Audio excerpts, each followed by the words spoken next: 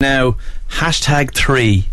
Are we okay with that? If you're on Twitter and below 20 years old, that means you're under 20. That's good. We named it that to see how old people were. Yeah, we're both 19. Thanks for that. So they appreciate that, Mark. It's called number 3. We know you're over 20. So good one, lads. You did your homework. We did get an instruction from your label. I'm just saying. They were prepped. Great response. Great. I know the album's just gone on sale today, but the great response to that tune. And it's going down the storm, isn't it? Is it? Yeah. Well, for us, it's doing the rounds around the world as well, which is fantastic. So you never know. For us, you don't know with a first single coming on. We're just really enjoying the response right now. The news was literally we got news that it was number 1 in the UK in iTunes, it was number 1 here, it was number 1 in Singapore, and New Zealand, and Australia. So it's just kicking ass around the rest of the world. And who's playing the piano? The piano, that's me. That'd be me, yeah. And in the whole kind of, once you recorded the tune, did will.i.am take over then? Well, we had the song written about 6 months before. Before anything like Will was coming along, but when we took it to him, he loved it. And he actually had a studio in his hotel room where he opened the song up a little bit. He added a kick and snare to it and a kind of a sleigh belly hi-hat, but what he really added, which was a massive piece for us, was there's a bit in it that goes, "Be champion." Yeah. He added that whole section in it, which was never there before. Wow. So as a result, what we've done is on the deluxe album that you have there, we put 2 versions of Hall of Fame. We put our original version. Oh, that's really And we put the version which he ended in, so that when you can hear them back to back, you can see what he did. I love that. That's amazing. Really cool. It's really cool. That's a really good idea. And then you go, "Thanks a million. That's really kind of you, will.i.am. We'll send you an Easter egg or something."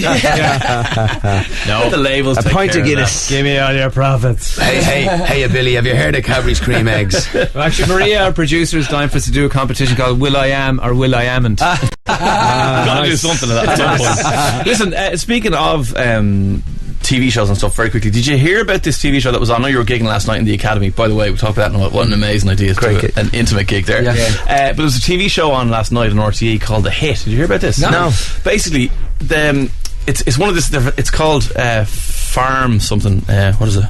Anyway, it's where loads of different TV shows get a pilot. Right. And this one is like now about songwriters, which is really cool, right? Yeah. Cool. So they got loads of in-row songwriters to send in their best songs. Steve Lillywhite picked 8. Okay. And then Brian McFadden and Paul from Roy 7 went into rooms, heard the lads play the song. Whenever they liked one, they just locked the room. That means they had that choice of song. Wow. And then last night they performed them on the telly, released the 2 of them on iTunes, and people went out and bought them. I have to give you some bad news. The Roy 7 one, Sidelines, knocked you guys off the Irish number 1 charts about an hour ago.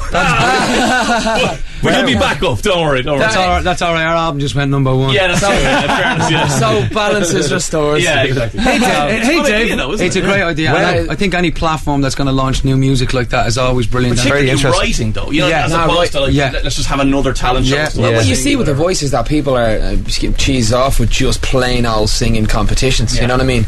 It was in the paper last week that The Voice is now the number one UK talent show.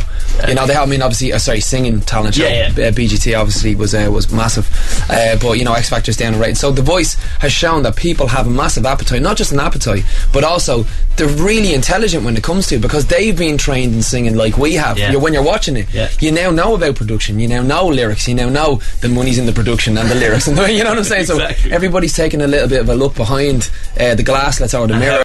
Let's say how it works, and I think that's brilliant. And by the way, Brian McFadden gets let's say a lot of slack in the press. He's actually a very, very, very talented songwriter. He's a really good songwriter. We're super fans here, and we've met with Brian a bit, we hung out with him. We know him a long time, obviously, but he's cut from the same cloth. He's a great writer. He's a good writer. Let's talk about the Academy show last night. What was that like? Oh man, come on, Dublin hometown, literally 900 of our closest friends. You know, that's what I'm saying. When people were saying to us, "What would you do after the Aviva? Are you going to do the Aviva again?" We're like, "No, that's put to bed. You can't double up on something that's so amazing." As so for us, just going back to basics again, just going back to. And how is that from being at that stadium level? Do you? Obviously you pair your light show down, you pair your pyro down, but like, do you pair how you play and perform the songs? I think you could quite easily fall into the trap of doing that. But we'd been making an album for all this time. We're dying to play the new songs. Do you know what I mean? So once we get out on stage last night, open with a new song. The minute we opened with a new song, I was actually thinking we couldn't have done that in rehearsals. We were going mental on stage last night. I played so hard, my arm actually locked up towards the end of the show. I'm not joking. I'm playing 22 years, and I got the Friday middle of my left arm just went drummer's cramp for about 30 seconds, and I thought, what am I going to do now? I was playing one-handed, and I was looking around that there was somebody playing my snare drum. What am I going to do? Someone told him the day before. I don't know if you heard of The Stranger. Do you know The Stranger? Yeah. I think think he was doing The Stranger the night before. No, it's actually the song is called The Strangler. Luckily it came back, but that's how hard it was. I was so tense and full of adrenaline for a show, dying to play. Like you're obviously, you know, you're a drummer in one of the most successful bands on planet Earth. Surely you have a stack of spare arms beside the kit that the Rosie there's a guy that just rips his arm off, puts it back on his. I thought I was going to need one, but thank God it came back and everything was good. But I got a fright. Do you know what I love about you guys? You're so down to earth, and you haven't changed at all despite your success. Go on, despite ourselves. Go on. Like I gave Mark a ring earlier on today. He wasn't there. The answer. I got his message minder, and like this just shows these guys. Headphones on there, boys. These guys haven't changed. Haven't changed a bit. How's it going? You've reached Mark from The Script, the best band in the world, yeah? If you're a rich, famous celebrity that we hang around with and you're drinking Cristal from the neck, leave a message after the tone, yeah? Otherwise, get off the phone. You're wasting my time, you peasant. Look, it gets to the point. Do you know what I mean? Well, if you're gonna leave a message after that, then there must be something fucking really important. Because if you don't, you can fuck off yourself, you bunch of fucking peasants. I apologise for the F-bombs now. Yeah, of course, we do apologise for the F-bombs. now. It is The Script on 98 FM with Dermot and Dave. Back in a few minutes. Hello, Barry Dunn.